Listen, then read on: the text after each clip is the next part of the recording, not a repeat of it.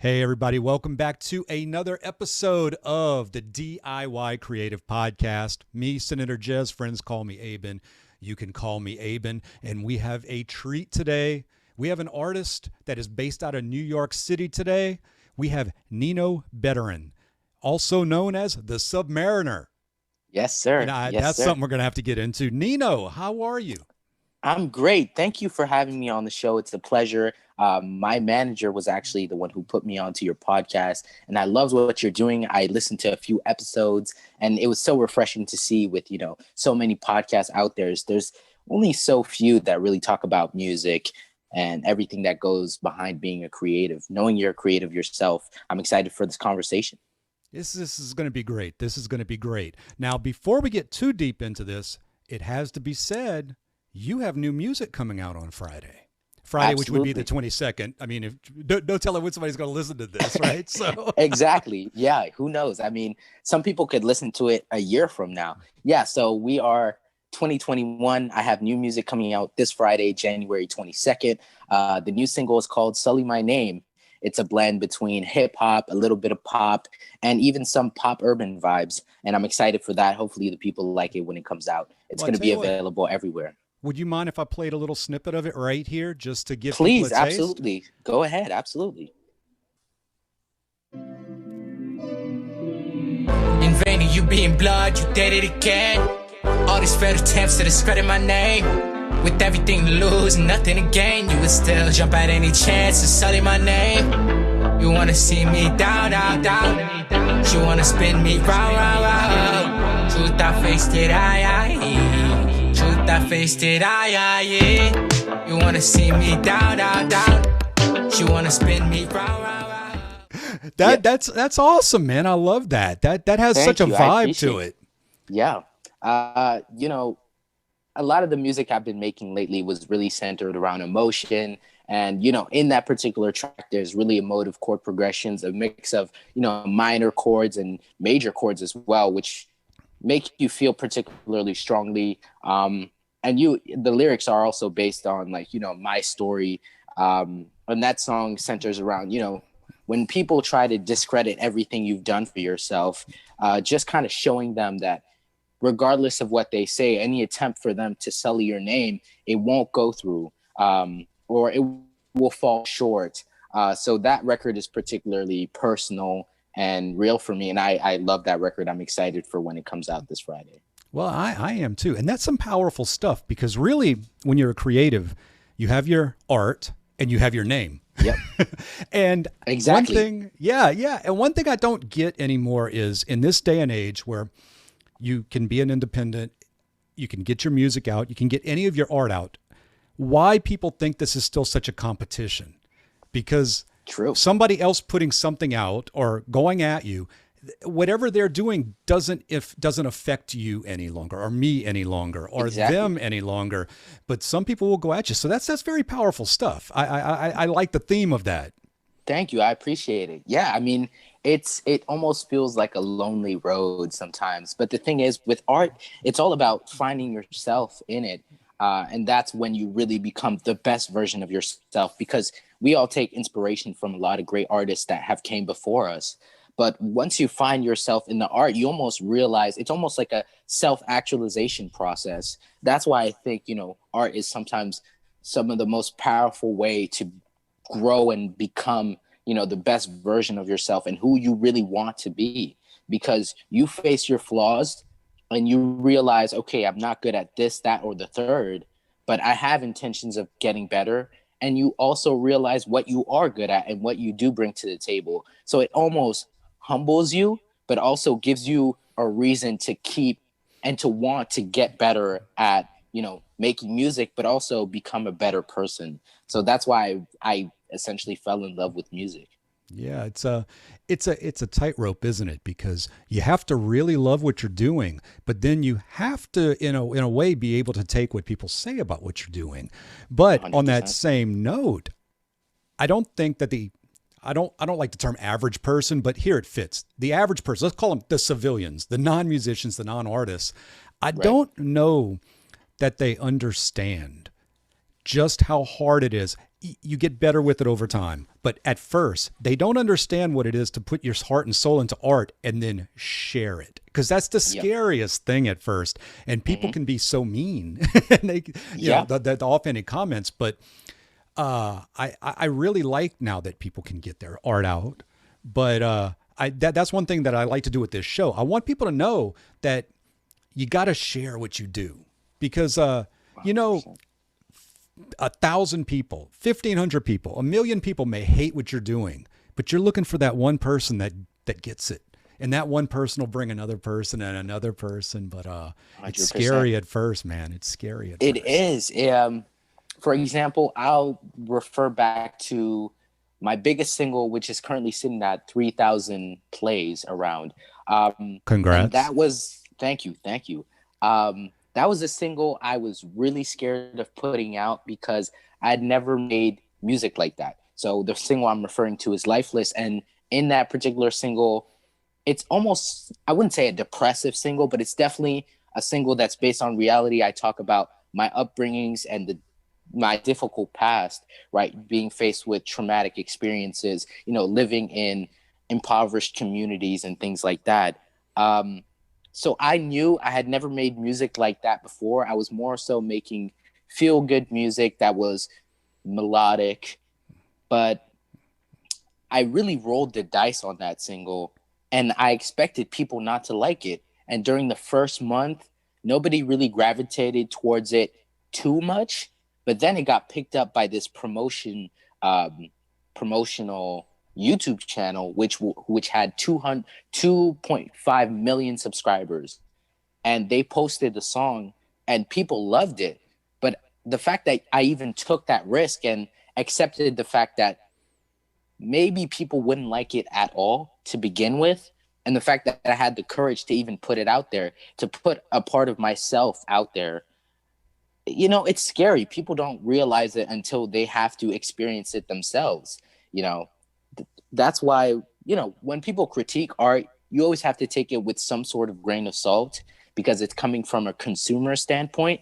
But there is also a lot of value in their input because they can give you suggestions and how it made them feel. But a creative can give you insight on, you know, the techniques that you need to improve on. So there's always value in critique, but also knowing, you know, what people say is always subjective and it doesn't determine you.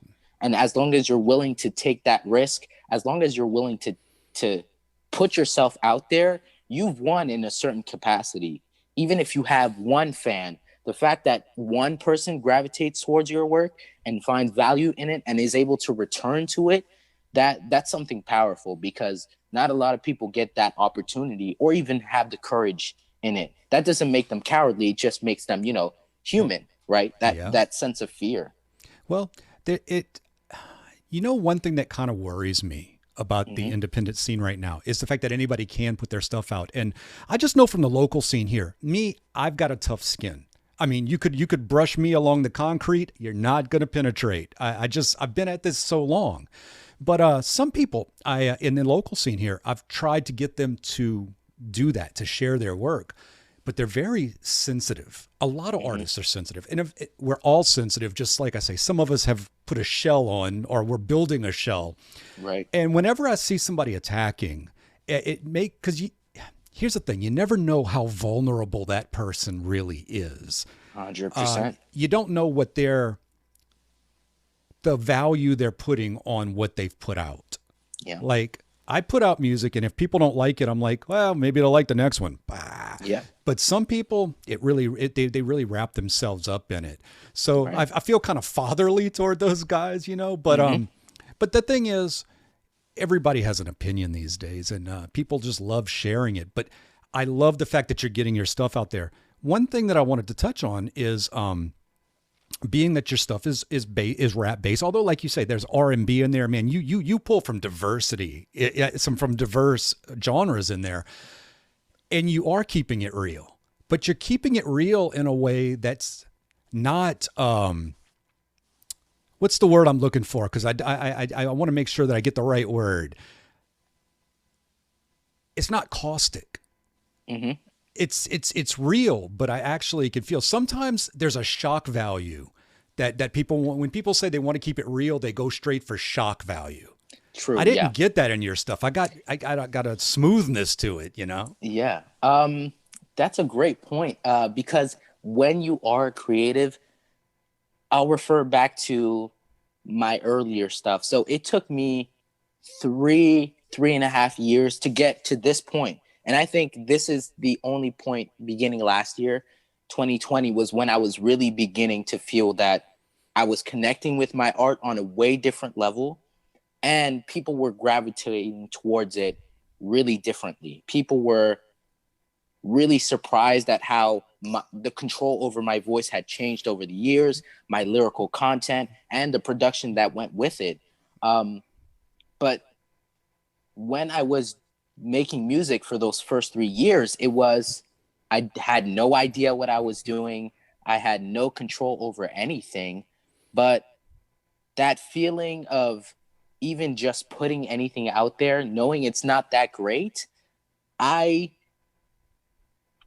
was kind of always on the fence about every release, but I knew that if I kept at it, there would be a point where maybe I wouldn't reach mainstream success or even underground success. But even if I touch a few people, it would feel real.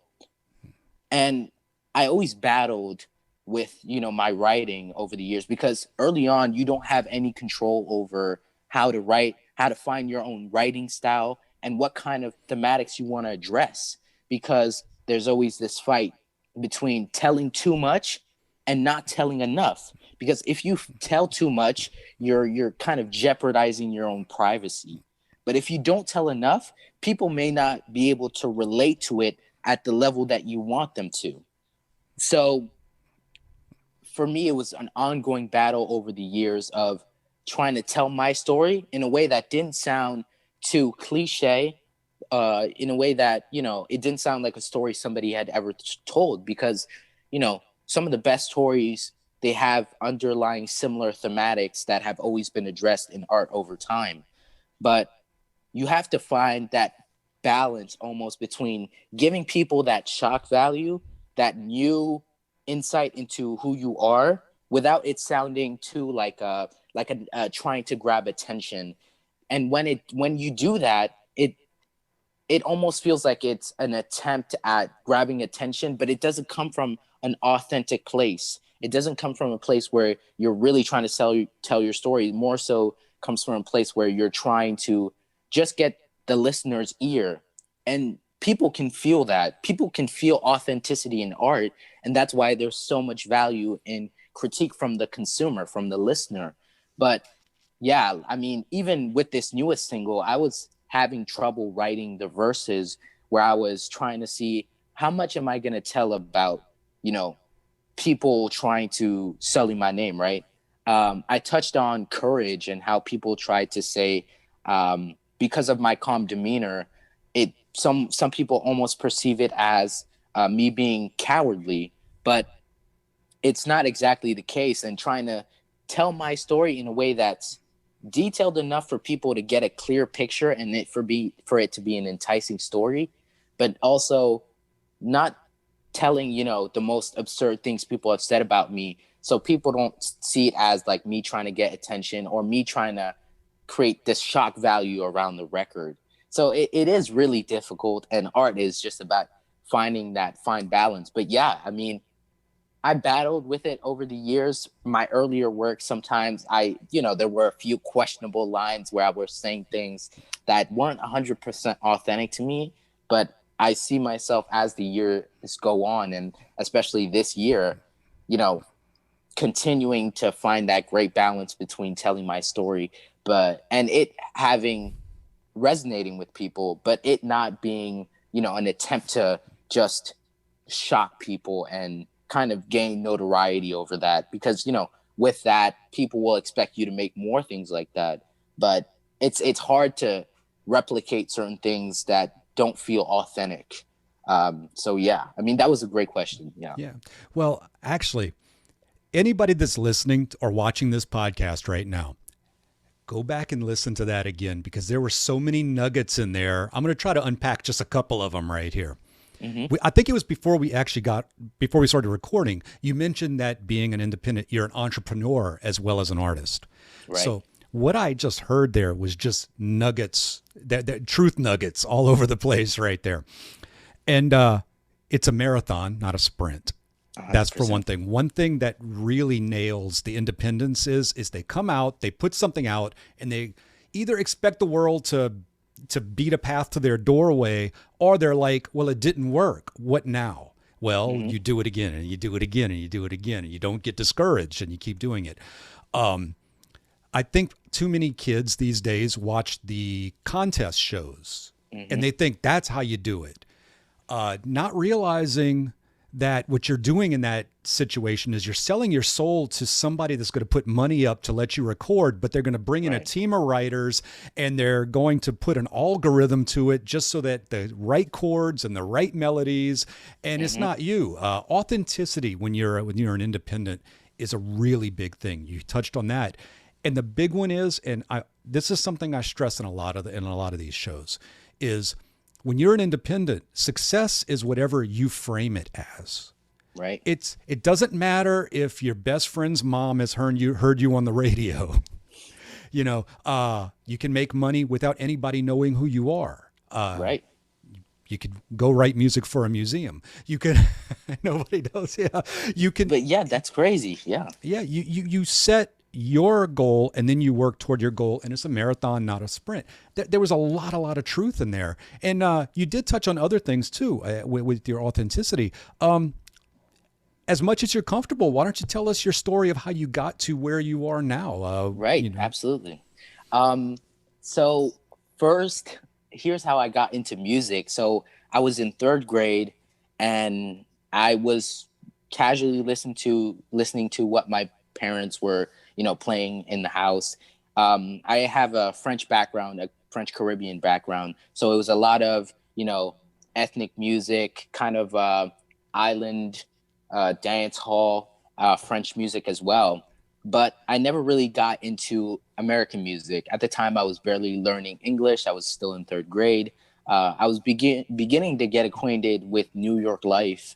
But it still felt like I was almost a stranger in New York. So at the school I went to, there were a lot of great musicians. I mean, we were all in third grade, but what they were doing at the time seemed like incredible. And a lot of people were playing the piano. And in my particular homeroom, there was a piano. And I always saw people playing the piano. I loved how it sounded. I loved the reactions that, people had after hearing someone play, beautiful piece. I mean, it was third grade, so nobody was really playing any crazy Mozart or anything like that. But, it was just the fact that people had this hobby and it was music, and it felt so personal, and just that connection you have with an instrument is so beautiful. So I began to play the piano. We couldn't afford any piano classes. We were new to New York City, so it's not like we had the money for it or we knew people for it. So I got on YouTube. I mean, as a kid, it's crazy to think that now young people have so much access to the internet and phones. But even as a kid, I was born in 2000. In third grade, I was 8? And I had access to a telephone. I had access to a computer. Granted, it wasn't the best computer. I started going on YouTube, looking up, how to play the piano. I didn't know anything. The first song I learned was Rihanna, Unfaithful. And I remember watching the tutorials every day until I got the song down. And surprisingly, I got the song down in 2 weeks. And I showed up to my homeroom that next week, and I played the song. And my teacher was so impressed. And everybody else was like, whoa, this is a song we've never heard before, because that is more of an R&B song. And everybody at the time was playing, more like classical music and things like that. So my teacher was impressed, and he told me to sign up for a recital. I had never played at a recital. I'd never been on stage. And I figured, sure, why not? I know this song inside out. So I show up to the recital, I play it. And the thing was, I'm a short guy. I'm not super tall, but as a kid, I was even shorter, and I had trouble like reaching the stool to sit on the piano and reaching the keys. So as I was playing the song during the recital, I was slowly backing away from the keys. So there was a point where I stood up because I didn't want to stop mid song or mess up. And then people seemed to be impressed. For me, it seemed normal. And then there was a standing ovation. I finished the song. I got off stage, and so many teachers, so many people went up to my parents saying, "Wow, this guy seems like a prodigy." I wasn't a prodigy. I was just someone who set my heart out to do something, and I did it until I kind of mastered it or knew it really well. And so they were recommending me, piano teachers from my school. And they had told me, if he keeps up like this, he could be an incredible musician. So I continued to play the piano for years. And the thing was, when it comes to a passion, when people begin to put pressure on you, it almost feels like you lose touch with it, or it feels like a chore instead of genuine love for what you're doing. So my parents, they were aware of the positive reception that had come with, my performance, and how so many people were believing in me and were calling me a prodigy. I wasn't anything close to that, because really a prodigy is a different level. But they were aware that I did have a gift. I could learn songs by just listening to them. And when you have that kind of a skill, or that you garner at such a young age, it's valuable to capitalize off it and see where it takes you. But the fact that they were telling me every day to play 1 or 2 hours a day, I was beginning to grow up. You go through a slightly rebellious phase where you don't want to do what your parents tell you. I began to lose touch with the piano. I began to play less and less, and came seventh grade, as I wanted to stand my ground and go against my parents. And so I stopped playing the piano for a couple of years. Then I was listening to other people play the piano. I was getting more into music in general, different kinds of music, not just hip hop, R&B, rock, a little bit of soul, a little bit of neoclassic, jazz especially. And I was beginning to miss, just having my hands on the black and white keys. And I figured, my parents understood my point. They weren't forcing me to play the piano. So if I ever wanted to, I could go back to it. I went back to it around, I don't know, maybe ninth grade, went back to it, played sparingly, and realized, this is something I love. But at the time I was really into hip hop. So I had this kind of like idea, I knew every lyric to every Drake song. I knew every lyric to every Kendrick Lamar song. And I would always rap it out loud every time a song came on. And I would rap it around friends. And they were like, yo, this is so good. How do you know the lyrics? And I was like, I just looked them up online and learned the song. Then I love these songs. And, with people always being excited when we played music and when I would rap over it, I always thought to myself, oh, what they're doing is so easy. I could totally do what they're doing. And so this joke ran around my high school, and I kept telling people every time a hip hop song came on and I could rap it, oh yeah, I have a mixtape coming soon. I could totally be a rapper. But at that point, it was always a joke, because I knew that if I wanted to do music, it would always be, just more like a hobby, and it would be playing instruments, not really making my own songs. I didn't know how to make any songs. I didn't know anyone in the music industry. So that joke ran along until 10th grade. And it was a funny joke, but then there were people actually wondering, wait, are you actually working on anything music related? And there was a point where someone asked me seriously, are you actually going to make a mixtape? And I figured, you know what? Why not? Let's just try it. So I went home that day, and I remember I was watching a lot of how to rap videos, because there's this rap coach on YouTube. I was watching a lot of how to have good delivery or good voice. And then I just pulled up a bunch of instrumentals on YouTube and just started rapping over them. Now, granted, a lot of my earlier work was heavily inspired by Kendrick Lamar, Drake. So I used to reference their lines that they used in their music a lot. But I didn't really know what I was doing at all, but I released my first song early 2017. And just the fact that I put something out there and people saw that, this whole mixtape thing might not have been a joke, they were surprised. So the end product wasn't that great, but the fact that they saw I was putting something out there and that nobody else was really doing this. I mean, this was unheard of. Um, People were surprised, but they also listened to it a little bit. It didn't go crazy or anything. Absolutely not. I mean, I garnered maybe a couple hundred plays. And so I kept doing it because I was like, whoa, this is fun. I got into beat making because the thing was, people were telling me, oh, you could make money off your music. But I didn't know how. I didn't know how that entailed. But I was beginning to familiarize myself with the business side of music, right? Once you start to make it, you got to get familiar with how it works and everything.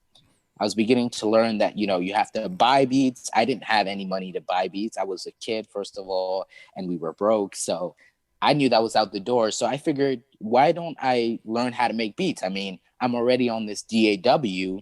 Let me maximize it to its fullest potential and see what I can make out of it. I started making beats. I watched a lot of YouTube channels. There's so much on YouTube. You can practically learn anything on YouTube.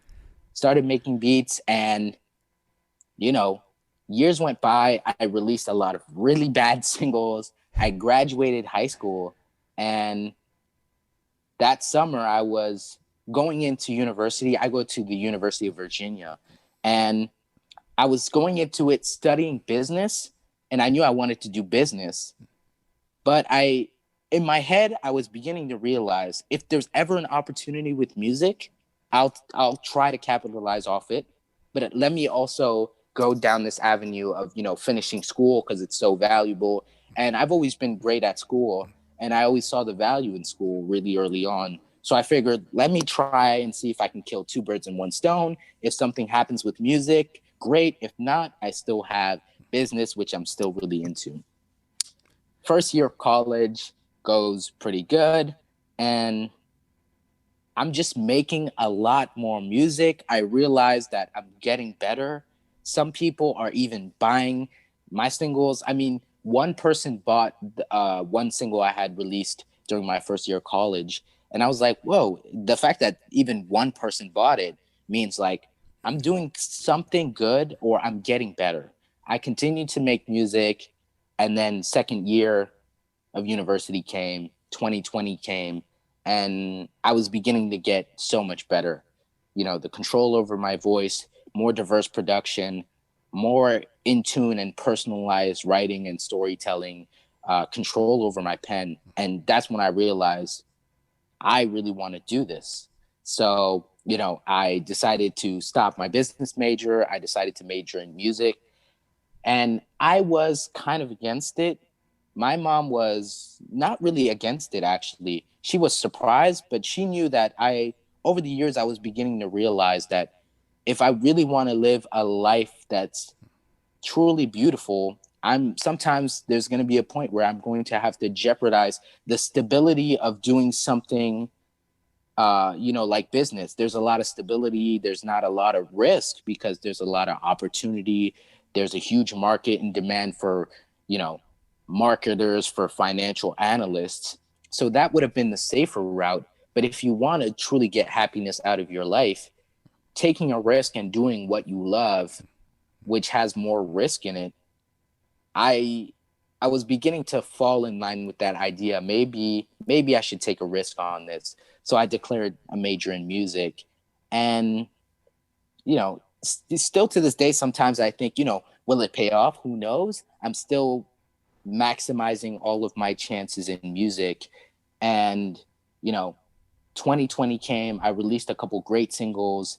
End of the year was when I was really beginning to up my stats. I got that huge promotion from Promoting Sounds.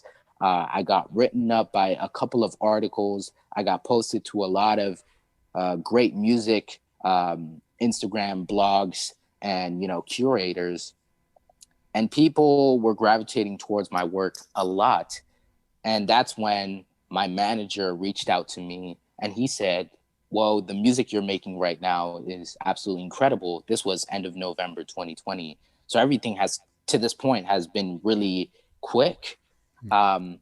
He said, and this was my manager, actually, fun fact, was the one that I went to school with.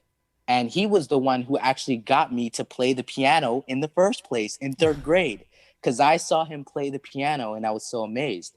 And, you know, we had known each other, and he was working on music business at his school at USC. And he said, I see so much potential in you. I believe in your music. I think it's amazing. And I really think that, you know, based on my experiences working at, you know, doing internships in certain record labels, I think that if we combined both our heads, you, the creative, and me, you know, with my expertise and kind of the skills I've learned over the years working in the music business, I think we can make something happen and show the world exactly what you have to bring to it. And which has led us to this point, which actually led us to this interview. Well, you know, it's there's a guy on YouTube. He's a guitarist. His name's Rhett Shull, and his big thing is no plan B. And what your story there is, and this is, I truly believe this. Some people have different names for it, but when you signal your intention and you throw all of your belief behind it, you'll find that doors are starting to open, and you don't know how they opened. You don't know how the opportunity got thrown in front of you. Whenever you're working on that plan B, you're not putting all of your intention into the thing that you're trying to accomplish. Very true. People are really scared, so they want to have that fallback. And what I don't think what people get is there's always going to be a fallback. If something really doesn't work out, well, then plan B will present itself. You know, I mean, you just have to shift gears. But when you throw all of your intention and all of your belief behind yourself, and you're putting out the positivity, you're putting out the positive energy, positive comes back at you. And like I say, okay, so you knew the guy from the third grade. He's the guy that got you to start playing the piano. Suddenly, the universe is spinning here, you know, and you throw yourself into music instead of business. And, you know, sometimes a belief in yourself is the main thing. A belief in yourself, your talents. One thing that I pick up is what I find is really healthy in your attitude, and I'm not trying to be condescending. I'm not trying to be 51-year-old dude telling you anything. Don't worry. Is not that a problem. I find some people that are really confident and they boast, and then I find some people who are really talented but they're meek. You've kind of have that nice, you're right where you need to be. You have no problem talking about your talents and what you do and how you do it, but there's a humbleness behind it as well. And that's hearkening back to the authenticity you were talking about earlier that I find. So yeah, it's either somebody really can brag, but they can't necessarily back it up, or somebody's really good at something, but they can't bring themselves to talk about it. Right. In this modern world we're in right now, and I'm sure you've come up against this before, people want to say that they're supporting you, but they don't want to hear anything that you're doing, because I get marketed to all the time, or if you made good art, then you wouldn't have to act that way. And it sort of gets you to that point, like, well, how do I get my name out there? You've got people out there, you're like, well, will you buy my stuff? I don't buy music. Okay, will you tell people about my music? I'm busy. Will you do anything, you know? And it's like, so you're at this point and you're like, but you got to be able to talk about yourself. You have to be able to talk your music, and you do that very well. 100%. Thank you. I really appreciate that. Yeah, I mean, it's a difficult thing to juggle. You know, I think my process has actually been over the years, you know, I used to be very meek, you know, when I started making music, I always compared myself to so many other great artists. And, you know, that it's so dangerous, but it's so common. I mean, you need a point of reference to see what you want to build on, because in music, you can't just create something entirely new. Music, even the newest music and the most innovative music nowadays, is some sort of different rendition of what's already been done. So you do need to compare yourself, and you do need to give other people who have never heard you a point of reference, so they can go into it with either a positive attitude or at least know what to expect. But when you begin to compare yourself, it's the struggle of a creative. You Comparison is lose so, yourself. yeah, comparison Yeah. is so, and here's the thing, you never know what's on the other side that you're comparing yourself to. Yeah. Oh man, I want to say it was a couple of years ago, maybe even sooner. I don't know. And I think it was, is it Little Bow Wow? Oh, Rapper Bow from, Wow. yeah. Yes. And Yep. he did a selfie in front of a private jet. Oh, I And saw then somebody that. caught him in economy on the actual plane he Exactly. was flying. Yep. He wasn't on that private jet. Yeah. But how many times does that happen? And you're comparing yourself to this person. I mean, you can rent luxury cars, and as long as you don't get the license plate, you can take your pictures in front of them. There was Yeah. an ad where this lady's in what looks like a private jet, and she gets up and she's talking about how to make it, and it turns out that this was just a fuselage in a hangar, and she walks out of it, and Yeah. she was giving up the ruse there. It's like she Yeah. wasn't trying to get anybody. She was kind of showing how you can fake it so Yeah. easily these days. And on social 100%. media, it can be so toxic because you're thinking, I have my little life here. I'm trying to make my music, and look at this person. They're doing this, and this. And Right. but what they're not doing is you. Only you can do you. Only you can do you. I mean, that's correct. You never know when it comes to artistry, you never know what kind of resources other people have access to, which allows them to have such great music. I mean, if we all had access to great equipment, great engineers, all of our music could compete with a lot of these bigger acts. But it's the struggle of a young independent artist. But you make of it what you get. People will still be able to find value in it. So it's once you begin to detach yourself from this comparison, because the comparison can only lead you down a bad path, can only lead you to self-doubt. There's never anything good that comes from it. Even if you're comparing yourself to see if you can compete with other people, the final conclusion is always going to be, no, I can't, because you don't have the resources, because you don't have that fan base, because you don't have the connections or the equipment. So it's never healthy, and it never leads to anything. But I learned that the hard way. I mean, I think every creative has to learn it the hard way.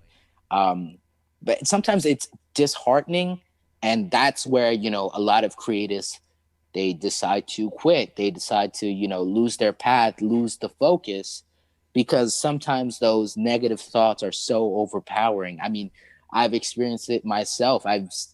Way too many times I've experienced wanting to quit, you know, and thinking, maybe my life would be better if I never took this chance. But in reality, I know how much value music brings to me. I know that I have things I want to say. And, when it comes to, personal relations, I'm not someone who's very, very outgoing or very talkative. I keep to myself. So music for me is my outlet, almost almost a therapy for me to voice my pain, for me to voice what's on my mind. And if I decided to remove it from my life and music indefinitely, I don't think it would do me any good, even though there is this crippling self-doubt that builds up and it comes and goes. The thing is, it's not a phase. It's chronic. It follows you. Um, just always being able to remain grounded, to acknowledge what you've achieved so far, and be grateful, because I know myself that I don't have like hundreds of thousands of followers. I don't even have 1,000 followers, but I knew compared to when I first started, I was begging myself, I was begging God, I was begging the universe to put me in the position I am right now. So, I always make sure I keep my mental in check. A lot of music is talent and opportunity, but for longevity, it is always a mindset thing. It is always a mental thing. So that's always something that, people kind of throw to the side, keeping your mental health in check. And I mean, we're seeing it with the pandemic. Uh, you know, having a healthy mental state, and making sure you're keeping those negative thoughts under control and keeping the positive ones at the forefront, and always remaining humble, or even just seeing the good in even like really bad situations. I know for me, that's something that's helped me a lot. Well, gratitude actually puts you in a position to accept things into your life rather Hmm. than putting up a wall, keeping things out of your life. And you Yeah. mentioned gratitude. I talked earlier about, that one fan. And I don't mean you should be like, I got one fan, I'm taking over the world. What I mean is never neglect that one fan. Never, 100%. I don't generally do the whole drama online thing, but I listen to a couple of shows like Philip DeFranco or something, and he talks about Yep. the internet drama things. And I guess there's a girl, is it the D'Amelio sisters or what have Yeah. you? And Yeah. recently they were having a dinner and they were making fun of the chef or something. And James Charles there, who is I believe he's a beauty YouTuber or Influencer. something, Yeah. influencer. Yeah. And she was like, she has like 900 and something thousand people that follow her. And she wanted to Hmm. be the first one to a million. And she was complaining that she wasn't at a million. And James Charles very, very maturely says basically what we're talking about here. 995,000 isn't enough for you. And she's like, oh, I just wanted to be a million. I'm like, every one of those 995,000 should have dumped her right there. Yeah. I mean, yeah. Because I mean, like, how, and this is me kind of going against what I say. I'm bringing negativity into this, but I guess it's just like, you can't ever get to the point where you just expect people are going to be there for you. You have to Yeah. nourish those that are there for you. You got to show them Yeah. gratitude and then let them carry you Yeah. to the next level. So that's the whole thing behind a one fan. Be good to your one fan. That Absolutely. it's been shown that you can make a career with 1,000 true fans. Yeah. 1,000 people that will consume your product, that will buy your merchandise. You can live very well off that. Now, we all want more than that. Absolutely. Yeah. It'd be silly to say, I got my 1,000, I'm checking out, no more marketing. I got, no. That's not what we're saying. But you've got to appreciate, and you, like you say, you got to appreciate the ones that are there. And the ones that are there early are going to be the ones that are going to be your most rabid fans 100%. later.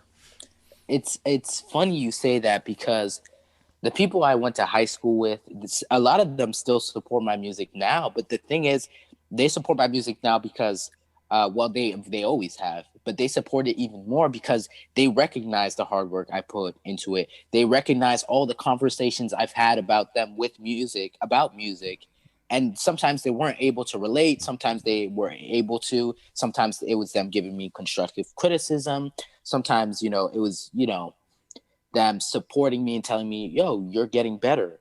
But the fact that they were there from the start, and back when I had no idea what I was making with music, and you can probably find the music online and listen to it for yourself. It's absolutely nothing that great. I look back on it as, if an industry executive or someone who's been a musician for a long time were to see, my first few songs or even my first 10 songs, they would think there's no hope.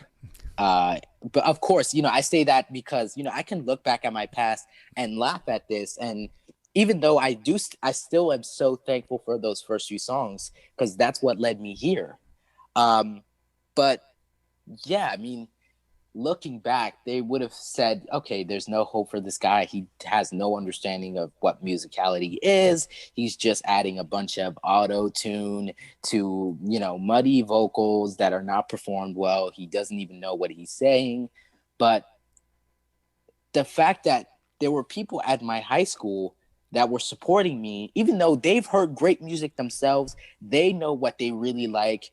But the fact that they went into it trying to find something good in it, and in the end, sometimes there was a party and they would end up playing my song, and of course there was a mood shift because you were playing some crazy mainstream song before, and then you end up playing my song, which it doesn't 100% match up, but that's besides the point. The fact that they even played it, I was so grateful at the time because I knew I had a long way to go, but it just felt so real. It just felt so nice, and it was so heartwarming, right? People, when people don't gravitate towards your work, the fact that they respect your hustle, the fact that they respect uh, the amount of care that goes into it, it feels good, and you have to appreciate those people. And here I am, still connected with those people, and they support me even more now because they realize um, how much better I'm doing. And I tell them regularly, if it wasn't for you guys, I don't know where I would be. And the fact that you kind of interact with the fans, it makes them want to support you even more, right? Yeah. So of course, if you get really big and you have millions of fans, it's harder to interact with them individually. But those early fans, they can become the ones that push you on Twitter and write articles about you saying how you are the newest great young voice in so and so genre. If you show that love back to them, they will feel like they're being valued. They will feel like they're a part of the process. And when they're a part of that, they will literally second-handedly become a part of your marketing team, right? There's so many marketing efforts that go down, but some of the most valuable is social media posts about your music. And if you treat people, your fans, even the first few ones, with that same respect they hold you to, you can both get something great out of that relationship and build something truly amazing. Yeah, well, there's two things that I think that people starting out don't get, and you're hitting on those right now. And first is when you start something, you suck. Yeah. Every one of us, nobody. I mean, what's the thing people say all the time? If a baby tried to walk and fell down, and if you get it up and you make it try Yeah. again. If you just said, "Oh 100%. well, you just failed at walking," You're that, not that that's walking. not how Yeah. it works. Yeah, Exactly. everybody starts out bad, Yep. and the internet really is really good at masking the fact that you do start out bad, and that's perfectly fine. That's Yeah. okay. There's Yeah. absolutely nothing wrong with that. That's Yeah. just the way it is. And you never know. The other thing is you never know what's going to blow up. Yep. So 100%. you got to always be respectful to everybody that follows you, because Yeah. you never know when a post by somebody else or a mention here.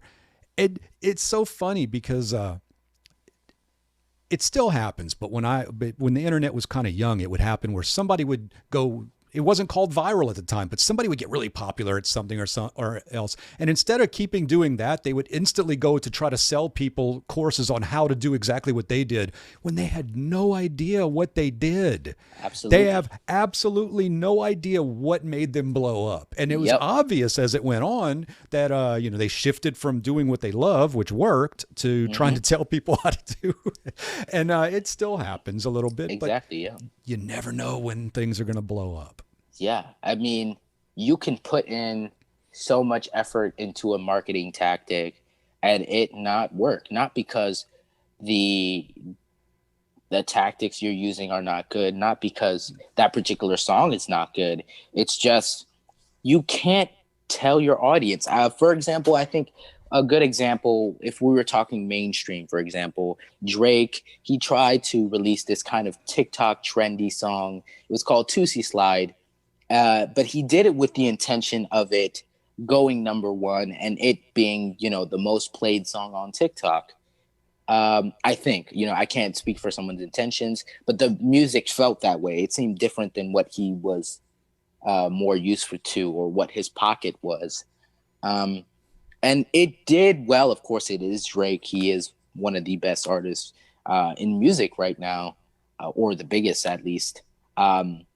But it went and then it kind of faded away, which was unexpected for, such a big figure like him, because usually he's always dominating the charts. But it seemed like people didn't gravitate towards it how he expected it, or how he wanted it to.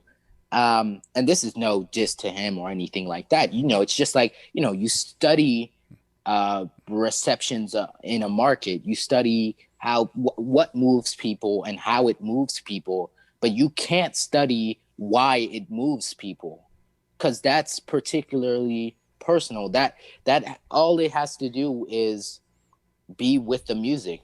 There's three things to great music: it's great writing, great production, and great, mixing and ingenuity, as well as being experimental. But the thing is, to gauge those factors, what determines each one of them, it's so different. I mean, you hear a song as complex as something like Kendrick Lamar, which is critically acclaimed, but you can have, a song that's just a feel good song that doesn't have particularly intense or structured songwriting, but that people may gravitate towards even more. I mean, it always depends on an emotion. It always depends on how people are feeling at that particular time. And you can't control time. You can't control people's emotions. You can't control people's experiences, what may trigger them, what may make them feel good, bad. And when it comes to that, you just have to, let the audience do its work, right? Well, I've always said that if you, just using me as an example, if you like something I did, then you're absolutely right. If you hate something I did, you're absolutely right, because that's your opinion. And your opinion 100%. is, so there's no such thing as bad music. I say this all the time. People probably get tired of me saying it. There's only stuff you don't like. 100%. Unfortunately, people look at, I don't like that, thus it doesn't deserve to exist. I mean, we live in a world where Tekashi 6ix9ine is a thing. Yep. I don't understand his music to save my life, but he has fans. He has fans now that he's come out of prison. I mean, wasn't it supposed to be the thing? He'd come out of prison and everybody would abandon him because he was a snitch. But no, he still has a core there. fan base. Yep. Yeah. And it's not up to me to say that's wrong, because the people that like Tekashi 6ix9ine are correct. They do like his stuff. Would they listen to my stuff? Maybe. Depends how open-minded they are. But it's safe to say that I make something a universe separate from what Tekashi 6ix9ine does. You make stuff that's a universe separate. And technically, you could say that you're in the same genre, sort of. Exactly, yeah. You really could. And it almost feels like, within the genre, there's always so many different things you can do. I mean, you never know what resonates with people. My biggest single was the single I was most reluctant on putting everywhere. And it was my biggest single. What I thought would be my biggest single, what I had the intention of making more mainstream sounding, which was the single right after, titled Jungle, it didn't do as well as the single before. And I had, not saying I was trying to make a hit, but I was definitely incorporating in the production elements you'd find in a lot of mainstream music, right? A heavy 808 bass line, with some really sharp and crispy hi-hats with a nice little bounce and a rim shot. And it's been done in mainstream. It's nothing too innovative, but it resonates with people. So I figured, let me take a direction where I can add some mainstream elements to the song while not jeopardizing my own authenticity and my own sound. But people didn't gravitate towards it like that. I mean, I couldn't control it. I thought I could control it, but that's when I realized, there is no such, you were right. There is no such thing as bad music. There is what you don't like, what you do like. And at the end of the day, if what you're making is what you love, that is always most important.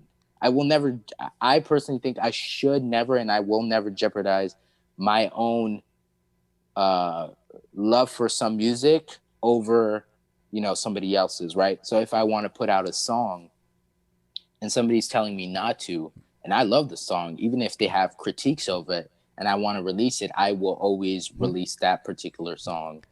I made a big mistake last year in my marketing and in how I branded myself. And is because of my distributor doesn't have a whole lot of genres that I could release in. Mm-hmm. I've changed distributors because of that, not because I didn't like what they did. They were great, but they couldn't pinpoint me where I needed to be. So I tried to rebrand myself last year. And when I say I made a big mistake, last year went fine. It's just what I put out 2 albums last year. And the one I was thinking, wow, this isn't going on with my new branding at all and everything. That was the one everybody liked because it was the one that was the kind of stuff I normally do. And the one that was along the line of the new branding, well, people didn't say they hated it, but nobody actually had any real emotion about it, So, so it's along that line. But you did just touch on some things that I want to get at here. Now, for those that are thinking about being a producer, and especially the youngsters out there, which you are to me, but there are even younger folk than you out there. They're little whippersnappers all over the place. 100%, yeah. What are your studio tools? What are your weapons of choice? Yeah, so we'll get into that. First, we'll talk about what I started with. So I actually started with a computer that was not mine. It was my oldest sister's. And the thing about that computer was I never had a computer. I only had access to my parents' computers. So if I needed to do an assignment for school, it was on there. But knowing I wanted to get into music, I asked my sister if she was using her old laptop. And she said no. But the thing was that it wasn't her laptop. It was a laptop that she gotten from her university. So she went to Fordham University and she got it for free. And she gave it to me because at the time she had a MacBook. She was able to afford one. So I got that laptop. It wasn't a great laptop at all. It was very, very slow, working on Windows 7, but I still made it work. Then I upgraded. I got a mic. It was a USB mic, You always know as a creative, there's always these rites of passage and you have to go through the stages, the USB mic, then the entry level XLR, then you can upgrade to the bigger interfaces, the bigger microphones. So I did the USB microphone for actually 3 years because I didn't have enough money to buy an interface and a microphone. And I didn't know exactly how it worked. But end of 2019, I bought a better USB microphone, which was the Samsung G Pro. And that's actually what I recorded my biggest song on, ironically. And it's actually a really, really good USB microphone. But now I have a Focusrite interface connected to a Bluebird SL, which is a $300 mic, really nice microphone. And I'm thinking of going into probably this month. I'm planning on buying a new mic. A Newman TLM 102, which is really, really great. Yes. But those are a bit more expensive. But I've been saving up because, once you begin to feel more invested in your music, I don't feel as bad putting in more money in this equipment as I would have when I started, right? For example. What's your DAW of choice? FL Studio, but I love Ableton for sure. Yeah. Ableton is really great for sample processing, and there's just so much you can do on Ableton that is not as ideal in FL Studio. I really think of sample processing. I really think of mixing as well on Ableton. Is just a little superior to FL Studio. But FL Studio, since I was making beats and since I was making a lot of instrumentals, it was great. I still juggle around both. I've been just getting into Ableton actually, but they're both great. I know I've used a little bit of Logic, really great for recording vocals. So, mainly it is FL Studio. I've always recorded all of my songs in FL Studios, but when it comes to making samples, I've done a couple on Ableton, and these DAWs are becoming just state-of-the-art, unbelievable. I mean, I've been working with FL we're closing in on 4 years now, and there are still so many buttons, still so many plugins. I have absolutely no idea what they do. I was just recently learning a sidechain trick, but sidechain was something I thought I had learned 3 years ago, but it turns out there's an easier way to do something. There's more complex plugins that do exact same thing that easier plugins don't. There's plugins that do, reverb delay and slap delay all at once instead of bringing up 3 different, mixing chains for it. And then, just connect. It's so bizarre. Saving that processing power. Yeah, it's so bizarre. It almost feels like that you can never really know a DAW 100%, but that's always the excitement. It's always like, oh, okay, can I do this quicker? So yeah, I mean, for example, I was learning about, my mix buses, and, turns out a lot of producers, they have mix buses for their drums, for their melodies, but I used to just mix it all at once. But, sometimes depending on what you're trying to get out of a certain production, since mine is very hip hop inspired, there's huge emphasis on drums. There's a huge emphasis on, really thick sounds and sounds that cut through the mix. They were saying, I think it was Alex Toomey, he was saying how having just a drum bus and mixing it down, doing a little bit of compression, doing a little bit of dynamic control, it will bring up the, what consumers would say, the volume of the drums, and make it stand out more and it clash less with the melody. But what these DAWs are capable of is absolutely insane for the price and for the amount of space they take up on your computer, what feels like nearly nothing.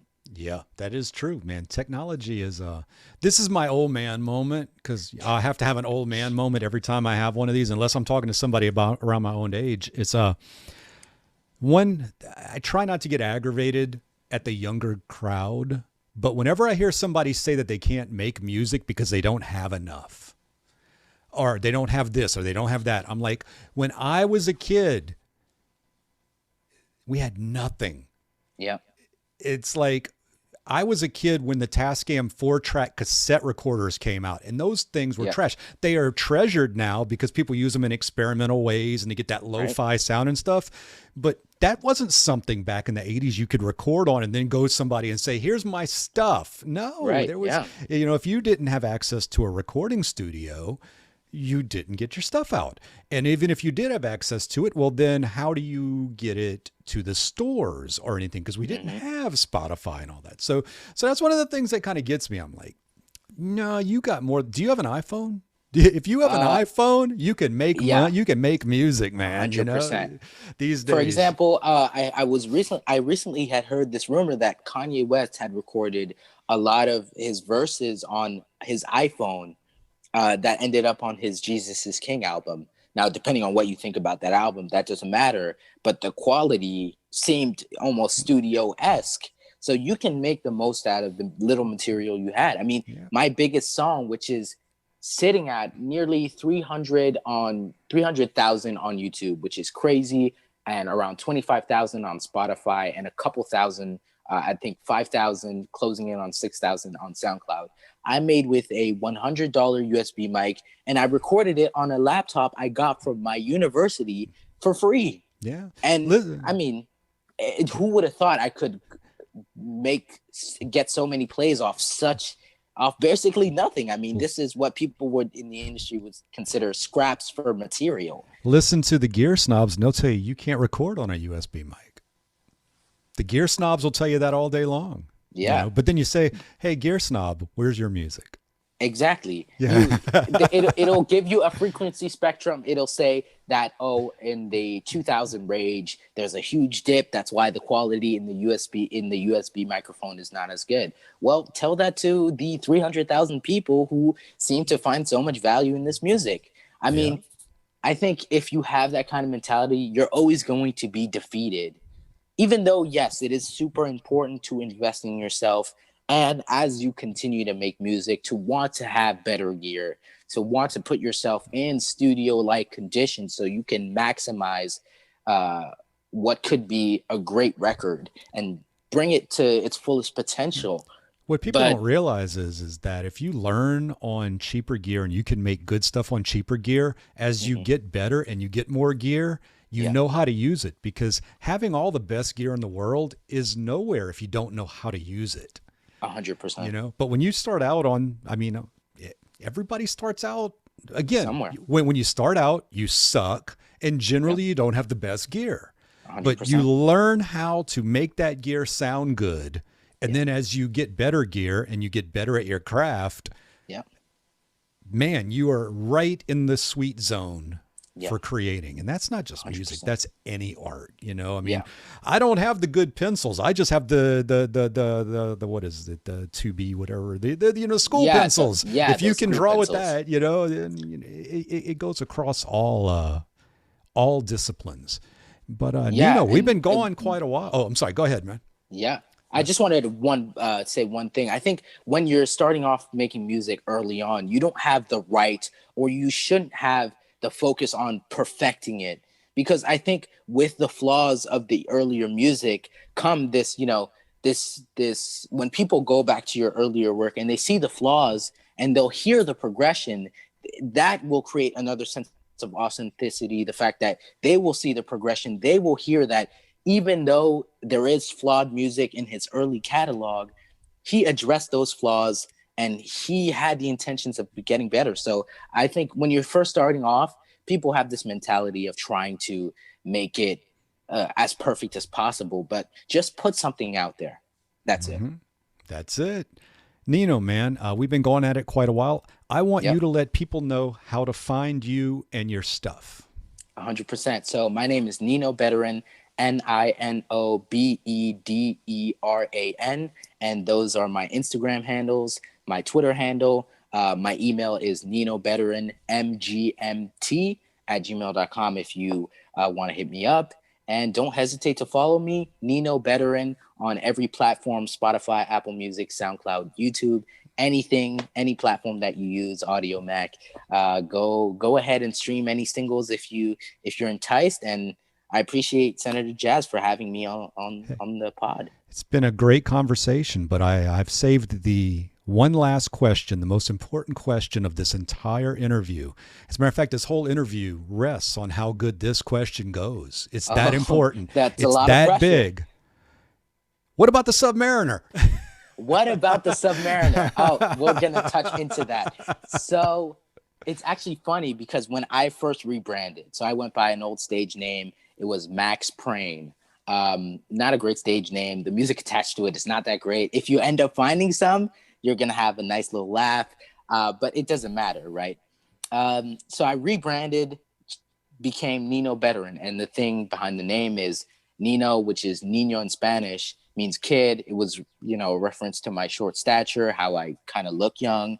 And Bederan was a play on words with better than, right? So I wanted this rebrand to be the kid better than he was before. And with that, I knew that was my stage name.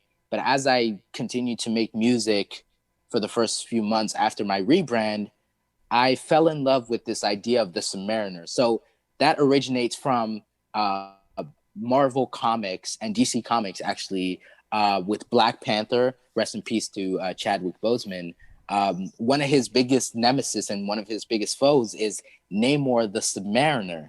And I've always loved the Black Panther. I've read so many of the comics, and I've kind of loved this love-hate relationship that he had with Atlantis and Namor. And I almost saw this rebrand as a chance for me to be something bigger than me. So, you know, why not myself kind of rebrand as almost like this hero, not thinking that I am, but if I ended up making, it would almost be like a hero's story, the hero's arc, right? So I decided to incorporate it into, you know, kind of this alias I go by. So now it's either Nino Bederan or Nino the Submariner. I personally prefer the Submariner. And then the direct reference to DC is my love for Aqualad, who's sometimes called the Submariner. And he's kind of the protege in Atlantis behind Aquaman. And actually, funnily enough, I resonated with his story so much and his upbringing. And I actually dyed my hair blonde because of Aqualad, the Submariner. There you go. Yeah. So, yeah, that's the story behind the Submariner. Yeah. Well, you see, the interview was saved. Perfect. See, it worked out. Nino, Awesome. It's been really Thank great you. having you on. Thank you for getting in touch. I think this is going to be a great episode. I think there's a lot of nuggets in here for those that need to hear what they need to hear. 100%. And best of luck. Actually, no, screw that. Here's to a great release on Thank you. On Friday, Thank you man. so much. January so much. 22nd, 2021. Sully My Name. Thank you for having me on the show. It was a great discussion and wishing you the best. I'm going to keep supporting you because I love these podcast adventures you're on, and expect me as a daily supporter. Much appreciated. Thank you so much.